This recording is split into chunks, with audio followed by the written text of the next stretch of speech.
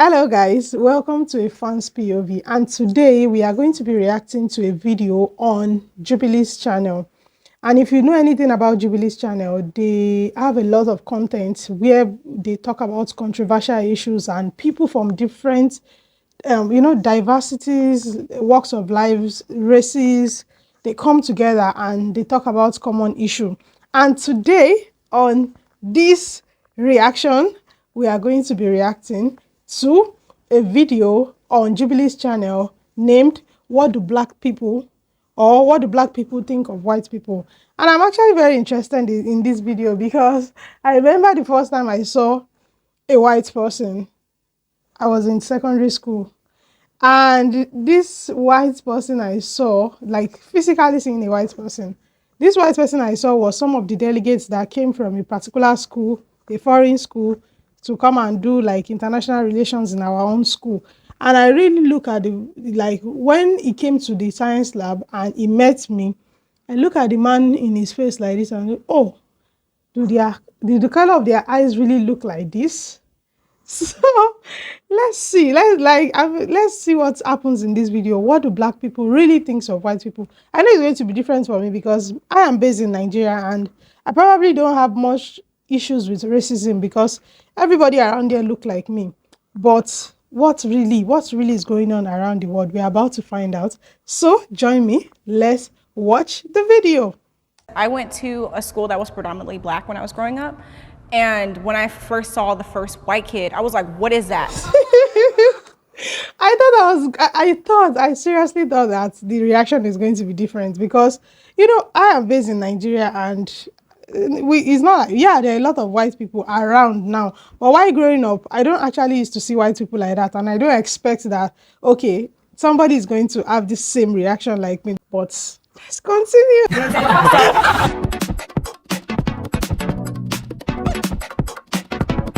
I act differently around people who aren't my race.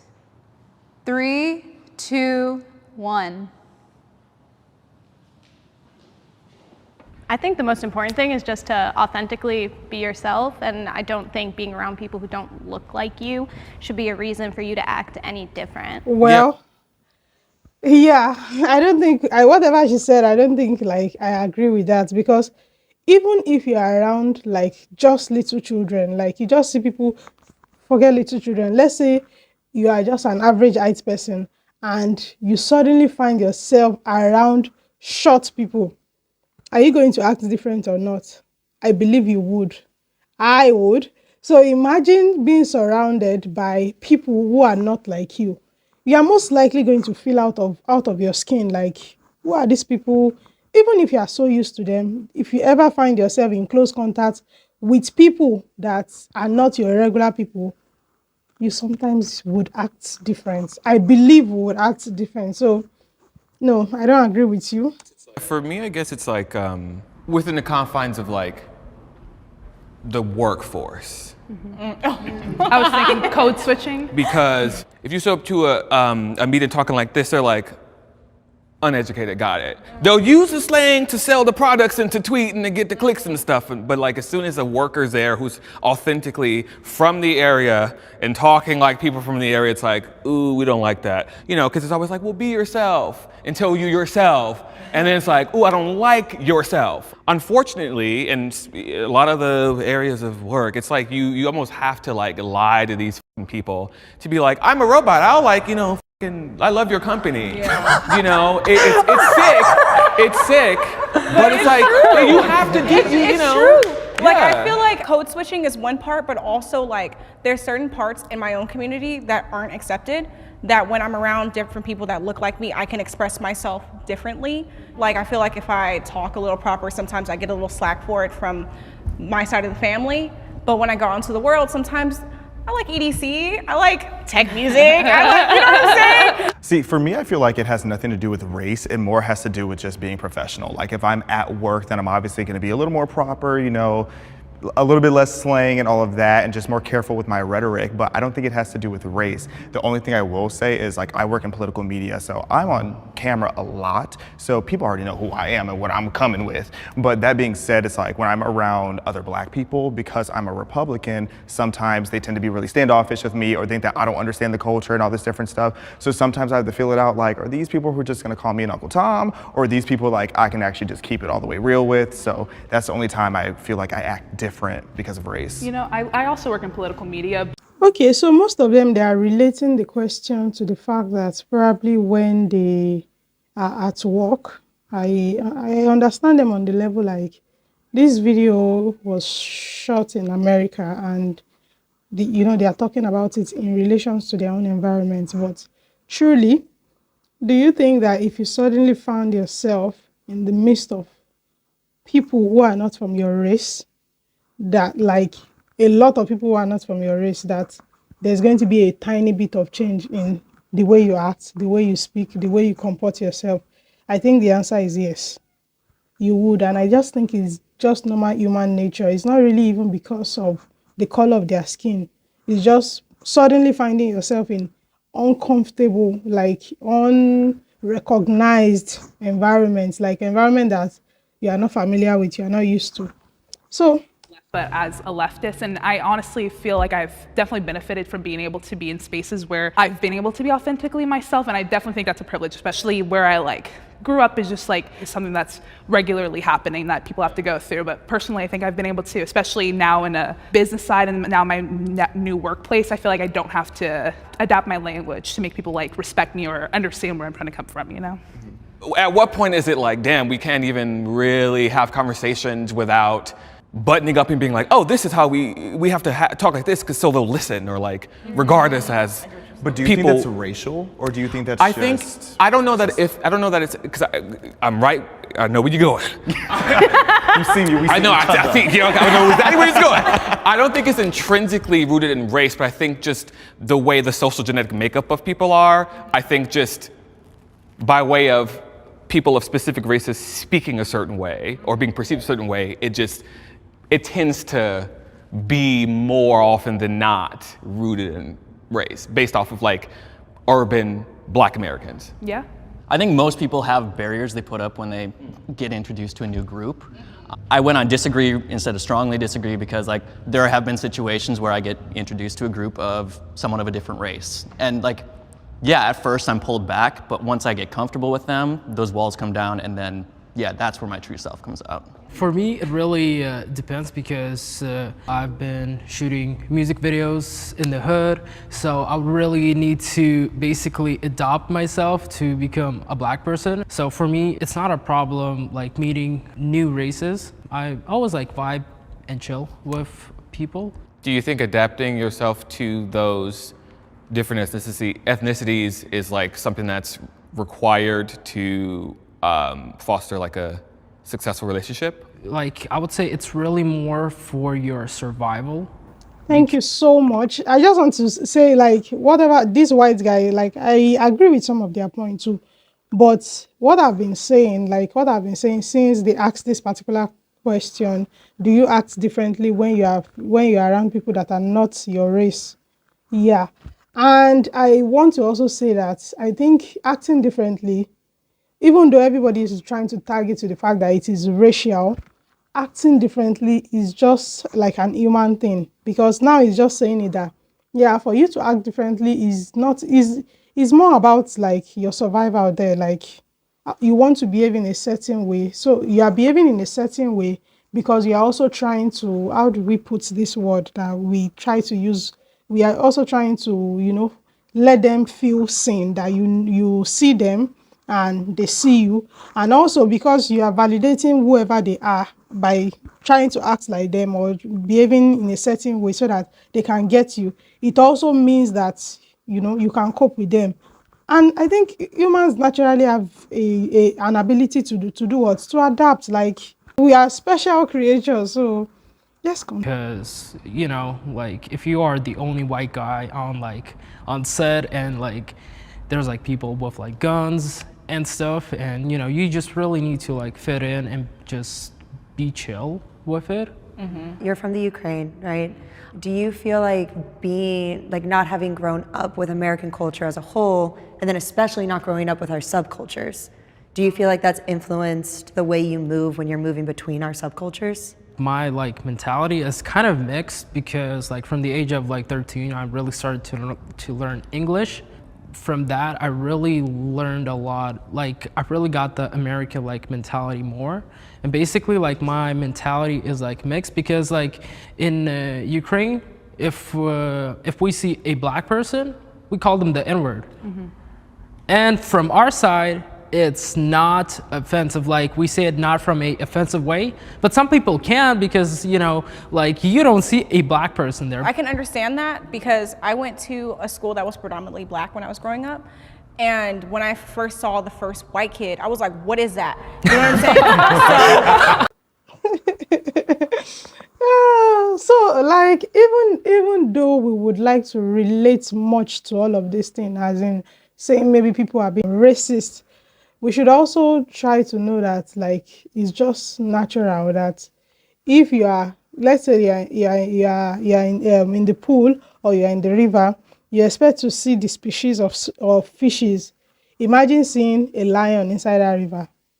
That your first you even be on guard because you are I'm not supposed to be seeing a lion in this river. So why am I seeing a lion in this river? You get that kind of thing.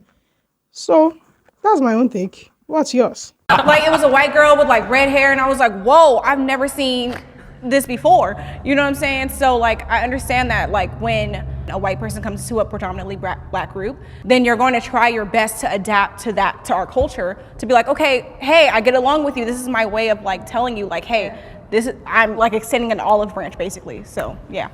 Personally, not to sound triggered, but I just don't like the notion that you're becoming a black person by pretending to be hood or adopting a hood mentality, because not all black people are hood, not all black people are ghetto.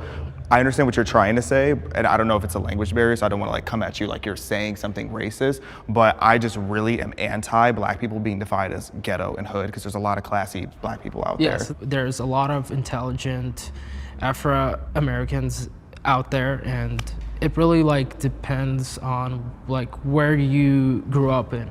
Also, if you are hood and ghetto like me, you can also be all those things too. White people also experience race-based prejudice. Since you guys probably don't know. Okay, so the question even made me laugh. It says that do white people also experience race-based prejudice? Do they? Of course they do. Do they feel it though? Of course they don't. Most of the time they don't. They don't even I don't think they feel it that way, because they're actually on the hands of giving racist comment and all of those things. So well, let's see their reactions. I have lived overseas. I've lived in Asian countries. In Japan, there are certain restaurants and stuff like that you could walk into. You can see people dining in the restaurant, and they're gonna tell you they're closed just because you're white or you're American. So the idea. Wow. Wow. Wow. Well, I don't even know what to say. But I guess for the sake of validity that it could be right. It could be right in such a way that maybe they just think they are going to judge them. So, nope, we are not opening to you. Or it could be right in such a way that they are also just trying to protect whatever they are doing. And, they have a certain kind of meal, and they feel like when people come in, you are going to be saying shit about it. So they decide not to open to them. But yeah, for the sake of validity, it is. I think they can experience it too. The idea that white people can't really experience racism kind of contradicts the very definition of the word, because the definition of racism is prejudice based on one's skin color. White people do experience it, but to a different degree. While I do think that our white brothers and sisters in Christ can experience racial-based prejudice, I don't want to overlook the nuance of that prejudice, because it's not necessarily rooted in anything systematic or anything that's gonna actually have long-term effects, knock on wood, that are gonna debilitate a race or inhibit their chances or possibility of succeeding or being seen as better than POC. I definitely think it's a non-issue, racism towards white people, especially specifically, I want to, like, in America. I don't think it's something that needs to be highlighted as an issue that is a constant threat to lives, day-to-day well. Thank you. So, just like she said now, yeah, they may experience racism. I think they do, because to say they don't experience racism is to act like racism doesn't involve their own color too. But do they experience it on the level of being so dangerous? Oh, they shut the door on you, they didn't allow you to enter their restaurant. That's just a little bit of disrespect that doesn't hurt anybody. Go find somewhere else, right? It's not like spitting on people. It's not like actually not giving a person a job because of their the color of their skin. It's not like calling them a word, a triggering word that makes them feel low of themselves. So yeah, they should experience racism, but are they experiencing it in the same level as the other races? I think the answer is no. Being progress and success in life in general, because it's not something that's going to inhibit you, and you don't have to walk out your door and think, I'm about to be attacked, like people of color do every single day. I do agree that white people haven't been put through centuries of hell like black people were, but prejudice towards white people 100% exists. Like whether it's in TV, if it's in movies, like if you watch predominantly black media, there's a lot of roasting towards white people that if it was the other way around, that would never be acceptable today. Then you go on social media like TikTok and you look up white people are bad. You will see videos where they're attacking white people for things that their ancestors did 200 years ago. There are societal benefits at this point for being a person of color, and that those negatively affect white people. Like if you look at affirmative action, diversity quotas in the workplace, all these different things, they lower the bar for black people, but then increase the bar for white people. However, I think where some of the issue comes is because a lot of marginalized groups and people of color back in the day went through so much worse that it's easy for us to discredit the prejudice that white people now deal with today. 100%. That's just the truth. That is just the truth. You know, the reason you are not being recognized as facing a problem is because probably the other person faces it more, and yours is not even compared on a large scale. You know, the same way, like the other day I was watching the movie Tall Girl, I think part 2 of it. So when they wanted to take her for the play, for the school play that they were going to do, that they wanted to make her lead actress in that play, they asked her that question, that does she think that she faces like real life issues, like people who have like terminal diseases, people who are actually people who are hungry and all of those stuff.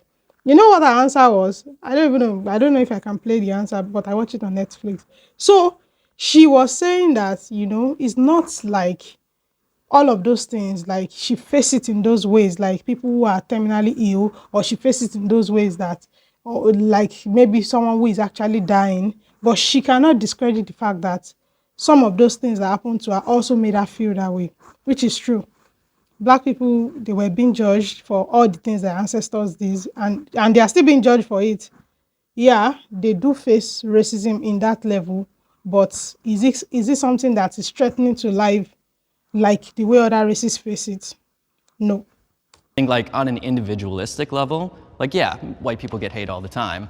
But I think if you zoom out and you look at the big picture, it's a little bit different. And like talking about like YouTube having, you know, racist content for anyone out there, it's like I would have to go and seek that out versus it like coming to me. Versus like on Twitter. Against white people? Yeah, I would have to like look for a video being like, oh, people who hate white people. I agree. Like versus like Twitter, I don't have to scroll very long before I see some person making some out-of-pocket comment about and regulation being lifted so people can see that even more so. Right. Absolutely, that's 100% right. And even saying affirmative action, statistically and on paper, white people, white women were benefiting more from affirmative action at colleges than any other demographic. So I also don't think that's fair to say, but I definitely get what you mean. And again, I think the prejudice is still there though. And I will say that black people do deal with prejudice. I think every demographic deals with prejudice. There are racist people everywhere. Like I just don't think systemic racism is an issue anymore in today's society, but I do think that there are racist people out there. I think that there's a really important distinction Our language is constantly evolving, and you were talking about the definition of racism. Our societal definition has changed to include a systemic part of it. And I completely disagree with this idea that people of color don't have systemic things against them still. Because the fact that we still have the KKK, the fact that we still have these things, and they are in positions of power. As long as that exists, and as long as that's a part of our country's like makeup right now, which it is, and that's our power structure, I don't feel like you can honestly deny systemic racism against the Black community, which is why prejudice is so different from racism. I don't think white people can experience racism in this country, but we can experience prejudice based on the societal definitions we now use. Being sexually unattracted to a race is racist. Wait, the question says being sexually unattractive to a race is racist.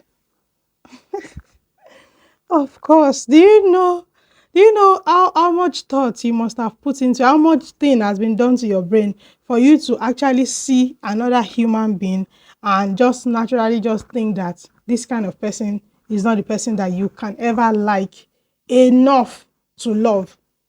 Yeah, 100% racist. Like, do you know, because when we all say we act the way we act, we feel the way we feel, but do you know all the things that have been put in place for us to act that way? You didn't just wake up one day and decide that this is what you are going to do. A lot of tiny bits of much contributed to your final decision made on that day. So let's see the area. I think where the line gets drawn is when if a white male was sitting there swiping and he's just like, I don't like Black girls, they're all ugly. They have too big of lips. I think that's where the line gets drawn. But you can't really help what you're attracted to. Like, my fiance is Mexican, and it's like, I like him for who he is, not how he looks. I think that we are conditioned to be attracted and to respond to people that we grow up and around with. So homogeneously, we grow up with people who look like us. So when you move into dating and things like that, statistically, you're going to be attracted to people that you grew up seeing, right? However, when you are discrediting a certain race for whatever reason based off their ethnicity, meaning everybody who did exist, is existing, and will exist from that race, you are not feeling anything. Cute, I don't control your body or your thoughts, but on one hand, I'm like, let's maybe unpack that. Also, where's my camera? To all the girls that's putting this in their bios, that's none of our business. Stop doing that. Keep that to yourself. We don't want to hear that. We don't want to hear it. For me, I think that like we're talking about conditioning and how we grew up, right? If you go to like South Africa, for instance, which within some of our lifetimes had apartheid, if you grow up in that, especially as a Black person, where you're constantly being mistreated by every single white person, and you're conditioned to be like, white person, no thank you, I don't think that's racist. I agree, and I did not grow up in South Africa with apartheid. Yeah. However, like I said, the nickname of my town was Clancy. Like, a lot of my interactions growing up were incredibly racist, and I'm dating a white guy. So I totally get what you mean. I don't want to discredit Black people or anyone who's had those kind of situations, because it's not that they're not dating white people. It's definitely, it's more like they're cautious. I think you used the perfect word earlier. Is it conditioned or? I was thinking. So I just realized something. I don't know. I don't know. Like, when the question was being asked, a lot of people disagree with it. But I think from the take that I made, I do not disagree with it. I actually agree that a person could be sexually unattractive to another person, and being able to do that is actually racist. So, but some of them, they're just saying their reason that, yeah, it could be like that. Seriously, it could be.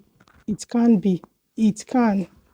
Thinking about it on the terms of me being a Black woman, I feel like it's a lot different when it is a Black woman going into dating someone that is not of their race. I can tell you from my experience with dating Hispanic men, white, whatever, they've only seen Jerry Springer and Maury.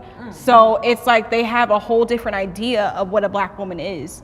Like, before my husband changed a lot, one of the comments made to me was he was afraid of me going to his house with braids in my hair, because then they would assume that I was a different kind of girl instead of looking at me for who I am. I have been denied access because of my race. Obviously, true. Obviously, yes. Denied access because of race. Even though, like I mentioned before, I live in Nigeria, something like that do not happen in a racial context. but you know there's still nepotism going on, right? Tribalism going on, right? So yeah, I totally agree to that. I can go anywhere, I can sit down anywhere, and I am not going to be denied because of how I look. And I would be ignorant to not admit that. And I'm gonna counter that with we are justifiably not let into spaces. And our whiteness takes away access to things like powwows. And there's an island in Hawaii that's only for natives or for like safe spaces for Black communities or whatever else. We are justifiably denied access because of our skin. Period. We love the nuance. The thing about Hawaii though, Yeah. Hawaii is stolen land. I believe that they have every right to be able to say only we're allowed to go here because that was theirs. It was literally stolen land that was stolen by white people. Yes. No, but that's why it's justifiably, it's still denied access. Yeah. But it is justifiable, 100%. Don't let me it's in. denied access, but it's justifiable. But it's like in my own day-to-day life, I could go anywhere. I can sit down anywhere. I can go read a book in a library. I can go to Starbucks. People don't fear me because of how I look, and so they don't feel the need to be like, you can't be here. But like in your day-to-day life, are you being denied access? Like, are you trying to go to that island that they won't let you? Okay. Then I think that's a really good question. Has it happened? I guess. Because like, are you seeking those spaces then? I'm not necessarily seeking them. If I am already aware that this is like, hey, this is for us, not for you. I'm not gonna show up and be like, yeah, but like, I'm a cool white person. But there are spaces that we are not allowed, and I think that's okay. No, it is okay, but if you're not actively seeking to be part of those circles, you're not being denied access to them. I will agree with that. Sure, and I can say that maybe those are not the best examples, but like I think especially because my social circles are predominantly people of color, there are definitely things where they're like, where I've had them be like, this is not a conversation for you, and I'm like, okay. I have had those experiences. I'm okay with them. I want to be clear. Like, I think there should be spaces that aren't for me, and that is okay. But they've existed and they've been in my life. I have just one really specific example. Otherwise, I feel like in general, I'm not denied access because of my race, just in my experience. But I had an ex whose stepfather was wildly racist, like Nazi memorabilia, like just insane individual. Oh my God. And I was never allowed over her house because of him. And the one time that I kind of snuck in, he was staring at me through the window. And I'll never forget that in my life, the way that man was staring at me through the window and then cursed out his kids for having me in the house. That man's now in prison for doing God knows what, but it's where he belongs. I was looking for funding for my film, and most of them are for colored people, and I totally understand that, and there is like not many that I found that are for like everybody. My mind would be like, you know, damn, I cannot do it, like I cannot apply to it, but from the other side, I understand that the Black community, like, you guys need to get your movies out there. If anything, I feel like I've been invited too much. You know, I feel like I'm kind of like an undercover agent where I'm like because I talk a certain way or because I present myself a certain way, they assume like, oh, I could say this in front of you. 100%. And I'm like, what do you say? Exactly. It's a token, you know, I've never really been. Now, I'll say that too. I've been tokenized so many times. I'm like, I don't want we have to have you here. We need young Black representation. And I'm like, yes, I'm gonna stay home. I am proud of my race. 3, 2, 1. I am proud of my race. Of course, I am proud of my race. I'm proud of the struggles of the people's past. I am proud of the striving of the people present. I am proud of how I contribute to society too. So yeah, I'm proud of my race. Well, let's see the area. I will go first, and I will stand 10 toes in. I was just being ironic to stand over there. Okay, baby. I said, please no. I cried a little bit. I was being messy. That, like, and I'll just keep it specific to my experience or what I know. As Black Americans, we're pretty much the top culture that gets replicated, referenced. People scoot in and scoot out because they want to seem cool and interesting and stuff. And I think that that's so kind of us to like kind of like be beaten down for so long and be kind of separated from our African roots, create names for ourselves, culture, language around our identities as Black Americans and have that be a thing. True. You know, most of the time when I see, when I, you know, I've not really left this country, so you should also think about my perspective in that way. But when I think about the struggles that, you know, the African Americans in every other country, like even looking at the history of how they got there, how they get to survive. Sometimes I think about Jamaica and I think, how did these people get to this stage? And when you really think about how they get to that stage, or you think about the history of how they get to that place, you realize that as Black people, they really did try their best to survive. Then let's now talk about the places, the high level of the places where racism really, really took place. Like, let's say in America, right? You see Black people trying to defend themselves. You see them trying to fight for a lot of things. And sometimes you wonder that, oh, are they doing too much, or are they just trying to build so much wall around them? But they deserve every wall they are trying to build. It took so long for them to get to this stage that they are. And even though sometimes we are, you know, African, Black African, living in Africa, are not really understanding, you know, from their own point of view, you just have to think about it like, you know, all the things their people had to face. Nobody is going to spit on me. Look at me, I'm an Hijabi. Nobody is going to spit on me just because they don't like me. They wouldn't dare to do that. I wouldn't even imagine that somebody would do that to me over here. But imagine people just getting killed for simple reasons of racism. Just imagine that. So I'm proud of them. On the other side of the pole, are white people proud of themselves? I think they should be proud of themselves for all the things that they've been able to accomplish so far, even though they did it in all of the weird and baddest way ever, and they are still doing some till date. Well, let me see their reactions first. That's just reverberating across the globe. I think that's so cute, can never be replicated, can never be understated, and I love that about it. That was kind of the start of my thought process too, just the basis of being torn down so adamantly, so regularly for hundreds of years in law even.